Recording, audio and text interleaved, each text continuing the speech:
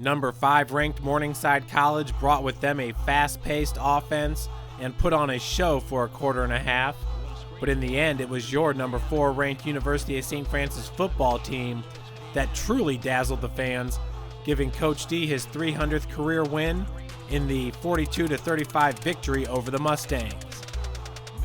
Morningside's an outstanding football team, and it is the first time that we have seen that fast of an up-tempo attack with multiple personnel groups. I mean, they got them in and out fast, so it was a big challenge for us. So, we're behind 20-0. The touchdown right before the half was monumental. It really got some momentum change and confidence in our players. Made some halftime adjustments and came out, and 35 points there in the second half, and what a great victory. I think one of the biggest things we just dealt with adversity. We stuck with it. We never gave up. Coach Donley kept preaching that we never said it was going to be easy, and just keep getting after it. And it was definitely a team effort. The second half, we came out with fire, especially after Seth Coate had scored the touchdown before half, which gave us momentum. And then after then, it was just it's no stopping us. So. A great victory indeed.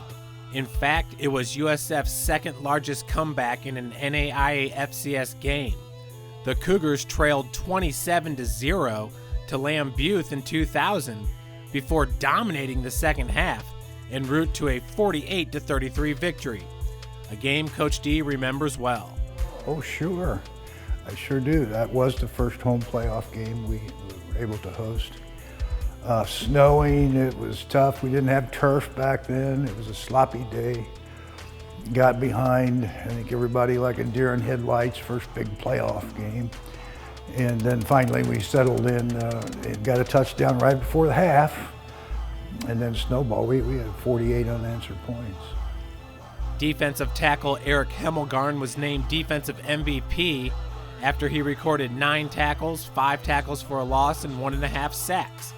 Senior cornerback Nashawn Lewis, who finished with 7 tackles, 2 tackles for a loss, and 2 pass breakups, was also recognized as an MVP by the USF coaches.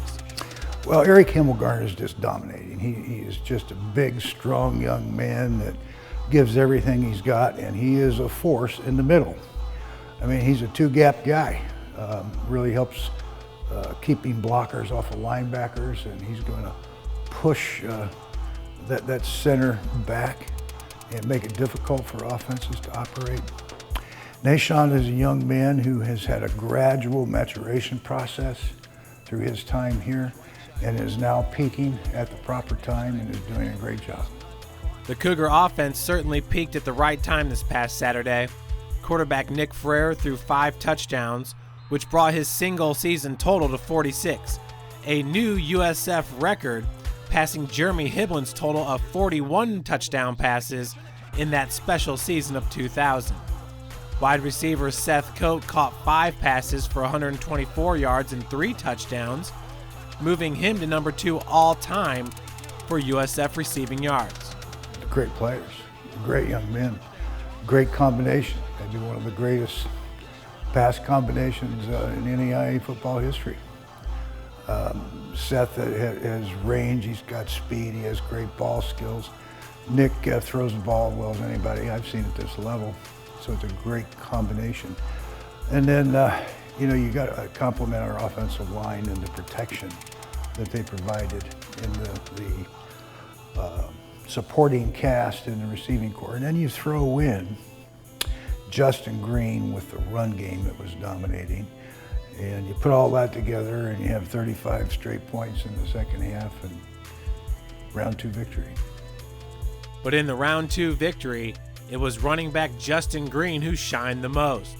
The sophomore finished with a USF record 296 yards rushing on 25 carries, shattering the record he set last year against Reinhardt University, which was 252 yards on 32 carries.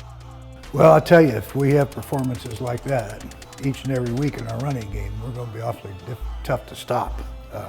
He had a great game. He is a great zone runner.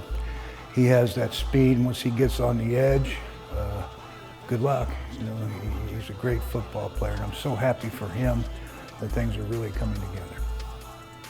Well, instincts do have a little part to play in it. I've been playing football all my life, so I've always had great instincts ever since I was younger. But I really feel like the way the offensive line blocked to create them holes to allow me to see that was very, very helpful for me. And so it's pretty much a team effort. The zone blocking scheme of the Cougar offensive line allows Green to use the opposing defense's aggression, or lack thereof, against them. I feel like it's just depending on how much the defense is flowing. So if they're flowing, a lot harder, that means the cutback's probably going to be there. But if they're not, if they're hunkering down, then it's probably the bust is going to be there. So that's pretty much what I look at. And most people look at the grace and explosion of Green's running style in awe. I mean, ever since I was younger, people have always told me I had a unique running style, but I just think, just experience, and then just, as me just keep playing the sport, and then me just, getting around new coaches helping my game evolve and stuff like that. It's just, just pretty much the experience. And the experience runs in the family. Justin's father, Eric Green, was inducted into the Benedictine University Hall of Fame in 2015. His name is all over their record books, associated with all-purpose yards and kickoff return average. Definitely sounds familiar. He was extremely proud of me. He watched it on the broadcast. Certain ways. Here's Green looking for running room right side, cuts to the right, gets the outside 40, and he's got a first down, and that'll do it. Justin Green, as he's done all day. He was just extremely proud, told me you did great, gave me a little tips and pointers from here, and just gave me a little motivation to bring that same performance to the next game. Well, he's always my hardest critic. He's never gonna be completely satisfied with me. He's always gonna, tell me what I need to do. One of the things he did tell me that I need to stop, turning around and looking back and trust my speed. So that's one of the things I took into consideration. My dad actually played for Benedictine University. My dad was somebody I really look up to. He wanted to go to the NFL and made the preseason camp for the Bills and the Lions back in '95 and '96. So that is somebody I really emulate and try to, follow his footsteps. And he's certainly doing that. Justin is only a sophomore on the field, and he's already in the Cougar record books and is on pace to be one of the best. But the season didn't start off in an ideal fashion for Green. Through the first 5 games of the season, he averaged 7 carries per game. Good for nearly 7 yards per carry. I think, spending the time back at home over the summer definitely played a part in me coming to camp out of shape.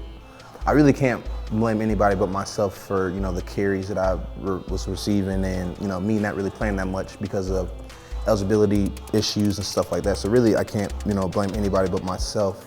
But I'm just glad I was able to get back on the right track and to, get on pace to being maybe one of the greatest ever here. So. And what exactly does that mean? Daniel Carter, Michael Lito, Antoine Campbell. It means Green's name would be in front of guys like that, on top of the all-time Cougar backfield. But that's not the number one goal for Justin. I just take it game by game. It's definitely, one of my goals, but I think probably one of my hugest goals is to, go to Daytona and win the championship. That's pretty much the most ultimately important goal to me. I think when we play, better teams, I get a little bit more motivated. I get a little bit more hungry, and I just think when it gets down to the postseason, I love football with all my heart, and when it gets down to the postseason, any game could be your last. So I think that motivates me and my teammates, to go out there and perform well and to do the things that we done this Saturday. Green was huge in helping Coach D to his 300th career victory, and the two shared a moment in the waning seconds of the game. Pretty much just said he loved me, and I said I love him too, and that's pretty much it. I would give Coach Donley my all. He's a great leader, and it was great that I was able to help him get his 300th win. So for the second straight year, the Cougars are back in the FCS semifinal round, and St. Francis will travel to Waleska, Georgia to play number 3 ranked Reinhardt, a team St. Francis beat last year 37-26 to open the playoffs. Similar to Morningside, the Eagles have 20 top 10 team rankings, including the #1 rushing offense in the NAIA. Well, they're a perimeter attack. They want to get the ball on the edge with their speed. They do it with misdirection. They do it with jet motion. They've got speed in all of their backs, in the quarterback, in the receiver, in the old wing T. I mean, you know, you can dig out a wing T playbook from the 60s, and that's what they're doing. They've advanced a little bit of it. They'll get back in the gun periodically, but they still do one of the same types of principles of getting the ball on the edge with the jet sweep. Offensive line not very big, but they're quick. They pull. Guards are going to take you to the football. So, you know, they're so successful because they have such great speed, and because it is a unique preparation that you just don't see at this point in time in college football. So, I have a lot of respect for them. Beat them in a tight game up here last year. So we're going to have our hands full, but we're playing well right now. I got confidence in our players. It's not going to be easy, even though since we beat them last year, I would really put that in the past and what we've done against them last year. And, you know, they're a new team, and just to really come up with just the same fire we've been coming with. Even if we, you know, start off slow or anything like that, just, you know, keep sticking with it and keep coming with that fire and momentum.